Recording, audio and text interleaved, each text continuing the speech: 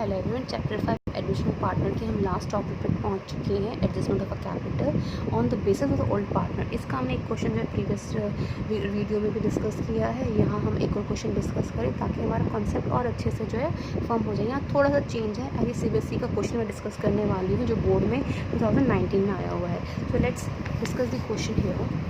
यहाँ लिखा है बेटा आपके दो पार्टनर मदन एंड मोहन, उनकी जो रेशो है 3:2 है। हमारे पास जो कैपिटल एसेट्स और लाइबिलिटीज़ में जो अमाउंट्स दे रखे हैं हमने यहाँ देखने हैं। पहले डिस्ट्रीब्यूटेबल आइटम्स 5 होते हैं हमारी लाइबिलिटीज़ में, 4 होते हैं हमारे एसेट्स में। इन टोटल 9 आइटम्स होते हैं। तो लेट्स सी यहाँ पे है कि हमारा यहाँ पे जनरल रिजर्व है, उसको टिक कर रखा है, ये हमें बांटना होगा।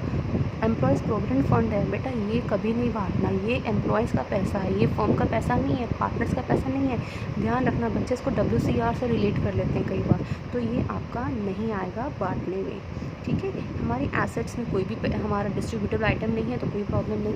फिर से लिखा है कि गोपाल आया, एडमिट हुआ है 1 अप्रैल 2019 को, उसका शेयर बिजनेस में कितना है 1/5 है। जो गोपाल है वो बिजनेस में अपनी गुडविल का शेयर लेकर है, हिज शेयर, वो फर्म की गुडविल नहीं है, गोपाल का ही शेयर है 10,000। फिर इसने कहा है डेटर है यहाँ पे 3,000, वह return of bad debt paid, हमने जो है उसको जो है हमने उसको रिटर्न ऑफ कर दिया था, बैड डेट मान लिया था। जो हमारे 3,000 के डेटर्स थे, मतलब कि हमने लॉस माना था, 2,000 इन फुल सेटलमेंट में उन्होंने पे कर दिया, मतलब कि ये रिकवर हो गए हैं। These are your bad debt recovered. तो ये आपकी फर्म के लिए प्रॉफिट हो गया। फर्म का प्रॉफिट हमने कहाँ दिखाना होता है, रीवैल्यूएशन अकाउंट में। देन क्लेम आया है 5,000 का वर्कमैन कॉम्पनसेशन के अगेंस्ट में, तो हमारी लाइबिलिटी बढ़ गई, कोई रिजर्व नहीं है तो ये पूरी की पूरी लाइबिलिटी बिजनेस के लिए रहेगी। देन पेटेंट्स अंडर वैल्यूड है कितना 2,000 है, हमारे पहले थे 57,000 और 59,000 हो जाएंगे।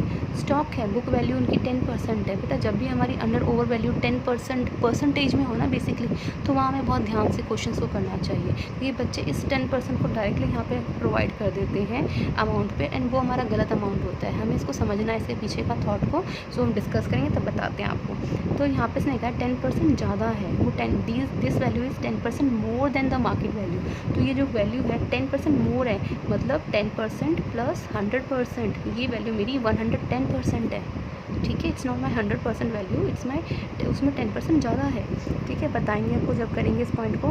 फिर है इधर गोपाल का जो शेयर है वो है कितना बेटा, that is equal to 20% of the, यहाँ ध्यान देने वाली बात है, combined capital of the Madan and Mohan after all adjustment. यहाँ कंबाइंड कैपिटल का 1/5 है, फर्म की कैपिटल का 1/5 नहीं है। प्रीवियस क्वेश्चन में हमने जो है ओल्ड पार्टनर के बेस पे फर्म की कैपिटल निकाली थी, एंड उसमें हमने जो है न्यू पार्टनर को शेयर दिया था। इस क्वेश्चन में हमें प्रीवियस क्वेश्चन में के से कंपैरेटिवली यहाँ हमें जो है फर्म की कैपिटल नहीं निकालनी है, यहाँ हमें जो है जो न्यू पार्टनर की कैपिटल फाइंड करनी है, वो combined capital of Madan and Mohan के बेस पे फाइंड करनी है। So let's begin with the question. यहाँ हमें कहा है बैड डेट हमारे रिकवर हो गए हैं, वो बिज़नेस के लिए प्रॉफिट है, डेबिट कर दिया हमने रिवैल्यूएशन अकाउंट में। पेटेंट्स की वैल्यू बढ़ गई है, ठीक है। तो पेटेंट्स की वैल्यू पहले अंडर वैल्यूड थे ना, तो हमने उसको बढ़ा दिया। वर्कमैन कॉम्पनसेशन क्लेम हमारा आ गया था, वो लाइबिलिटी है, वो हमने जो है मैंने डेबिट कर दिया रिवैल्यूएशन अकाउंट में या profit and loss adjustment account में। स्टॉक यहाँ पे हमें ध्यान देना है, अगर आप जो है पेटेंट्स की 33,000 की वैल्यू पे अगर 10% निकालते हैं, जो बच्चे बहुत 80% बच्चा यही करता है, ठीक है, तो 3,300 आप लिख कर आते हैं, but this value is wrong.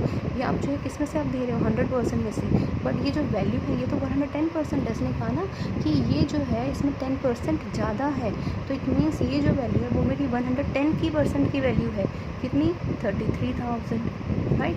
सो हम जो है जब इसको 100% निकालना पड़ेगा कि कितना 10% ज़्यादा है ना, तो 10% हमें माइनस करना पड़ेगा, तो हमें वो निकालना पड़ेगा। 33,000 is a value of 110, but हमने निकालना कितनी वैल्यू का है 100% का, हमें निकालना उसको 100 का, तो 100 की वैल्यू आ जाएगी बेटा 30,000।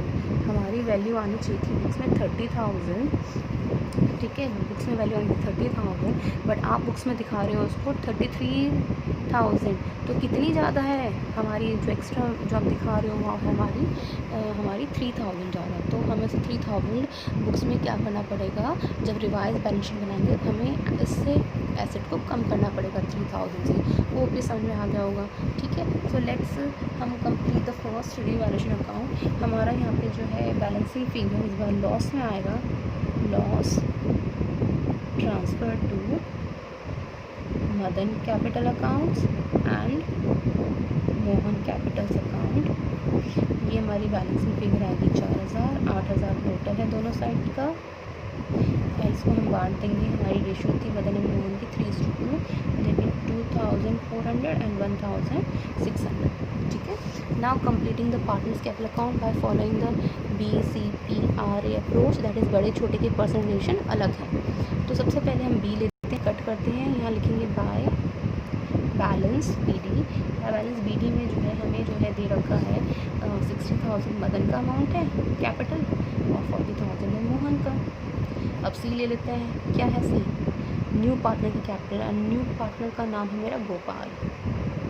उसकी कैपिटल हमें यहाँ नहीं पता है, ठीक है, ये हमें फाइंड करना है। उसके बाद है बेटा हमारा P, मतलब प्रीमियम फॉर गुडविल।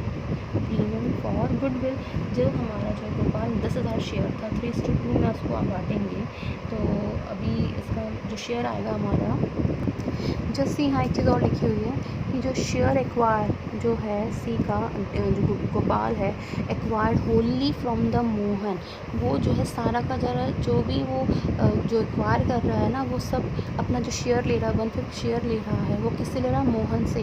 तो here only Mohan is sacrificing, ठीक है। सो यहाँ सिर्फ जो सेक्रीफाइसिंग पार्टनर है वो कौन है, Mohan only.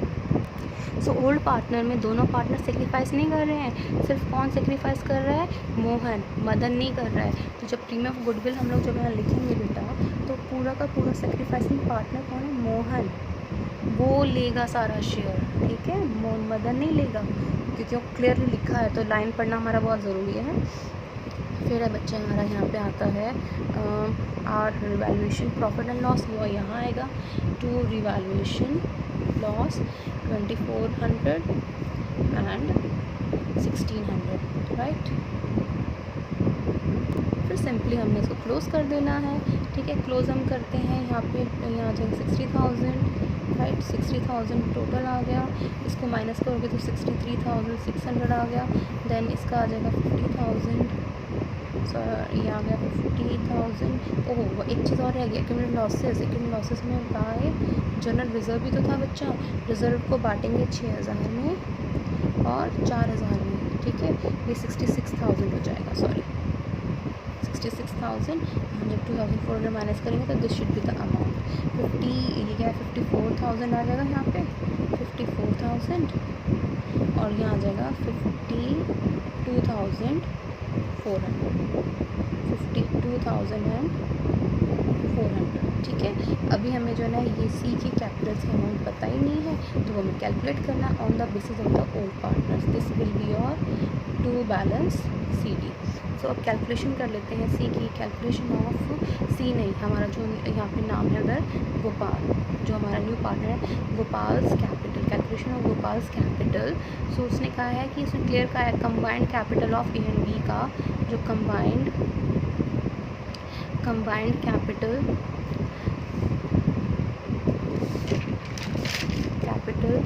Of A and B का कितना है, उसका 1/5 शेयर है। तो 1/5 share of the combined capital हमने अभी निकाली, यहाँ पे वो आ जाएगी 63600 + 52400, ठीक है। तो 1/5 इसका हम टोटल कर लेते हैं, तो आ गया 1,16,000, इसका टोटल आ गया। अब 1,16,000 का 1/5 अगर हम जब निकालेंगे या 20% निकालेंगे तो दिस विल बी 23,200, ठीक है। तो ये हमारी सी की कैपिटल आ गई, ये हमारी आ गई सी की कैपिटल। कंबाइंड कैपिटल ऑफ ए और बी आ गई हमारी, आफ्टर एडजस्टमेंट्स जो थी वैल्यूज़ वो आ गई, उसका 1/5 निकाला, वो आ गया 23,200। So let's post these into your account. Gopal में आ गया, हमारी वैल्यू आ गई 23,200, ये 4 जगह पर वैल्यू आ जाएगी, ठीक है। तो ये हो गया हमारा partners capital account. So assets में सबसे पहला अकाउंट हमें दिया कैश का, ठीक है। है। कैश की जो वैल्यू दे रखी है बेटा वो हमें 10,000 दे रखी है। अब लेकिन सी की कैपिटल कितनी है हमारे यहाँ पे 2320, वो भी तो कैश वो बैंक में लेके आया है, एंड प्लस गुडविल आया था 10,000 की। प्लस एक चीज़ और है हमारे यहाँ पे इस बार, वो है बैड डेट रिकवर्ड, कितना 2000। हम लोग बैड डेट रिकवर्ड की एंट्री जो 2000 हमें मिल गई है 3000 में से, क्या एंट्री करोगे उसकी? बैंक अकाउंट डेबिट या cash account debit to bad debt recovered, यही तो एंट्री करोगे ना। तो बिज़नेस का प्रॉफिट था, ये तो रिवैल्यूएशन में चला गया, यहाँ पे हमने लिख दिया, और ये जो है कैश जो बढ़ गया ऐसे बढ़ गया तो वो हम यहाँ लिखेंगे। तो ठीक है, ये छोटी छोटी चीज़ें हमें ध्यान देनी होगी। ठीक है, सो ये हमारा जो हमारी वैल्यू आ जाएगी 45200। देन है डेटर्स, तो पहले हमारे 65,000, और डेटर्स में हमारा कोई चेंज आया नहीं था।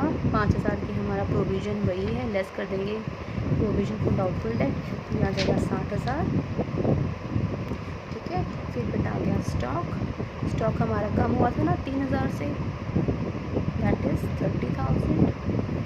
फिर बेटा पेटेंट्स हमारे क्या थे, हाँ हमारे हमने बढ़ाए हैं तो 2,000 से बढ़ाए हैं, तो ये आ जाएगा, पहले 57 थे तो ये आ जाएंगे 59, हमने यहाँ प्लस 2,000 किया है, कोई प्रॉब्लम नहीं, सारी एंट्रीज यहाँ पे आ गई। फिर आते हैं यहाँ पे जो सबसे पहले हमें दे रखा है लाइबिलिटीज़ में क्रेडिटर्स में कोई चेंज नहीं था, हम उसे सेम लिखेंगे, राइट, 28,000। फिर हमें दे रखा है वहाँ एम्प्लॉयज़ प्रोविडेंट फंड, पूरा लाइबिलिटी बिजनेस की। फिर हमें दिया हुआ था वहाँ पे वो Capitals, it's not a, Madan, Mohan and Gopal. Madan Mohan की हमने यहाँ निकाली 63,600, मोहन की 52,400, और बेटा गोपाल की 23,200।